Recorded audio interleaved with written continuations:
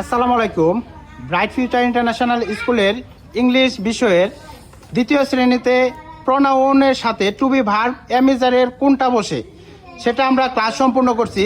এখন আমরা বাচ্চাদের দিয়ে ক্লাস সম্পূর্ণ করাচ্ছি, মানে তারাও এখন ক্লাস নেবে যে কতটুকু বুঝছে, তারাও কি ক্লাস নিতে পারে নাকি অন্যান্য শিক্ষার্থীদের ক্লাস নেবে।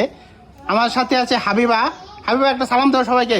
আসসালামু আলাইকুম। ওকে, তাহলে তুমি তোমার ক্লাস শুরু করো, দেখি কতদূর শিখছো। আসসালামু আলাইকুম। আজকে আমি দ্বিতীয় শ্রেণীর ইংরেজি ক্লাসের প্রোনাউন এবং টু বি ভার্ব কার সাথে কোনটা বসে সেটা নিয়ে আলোচনা করব। প্রথমে আছে প্রোনাউন আই। আয়ের সাথে এম বসে, বলো আই এম। তারপর আছে প্রোনাউন উই। উই এর সাথে আর বসে, বলো উই আর। তারপর আছে ইউ। Pronoun you. ইউ এর সাথে আর বসে, বলো ইউ আর। তারপর আছে হি। হি প্রোনাউন হি। হির সাথে ইজ বসে, বলো হি ইজ। তারপর আছে প্রোনাউন শি। শির সাথে ইজ বসে, সবাই বলো শি ইজ। তারপর আছে প্রোনাউন ইট। ইটের সাথে বসে ইজ, সবাই বলো ইট ইজ। তারপর আছে দে। দের সাথে আর বসে, সবাই বলো দে আর।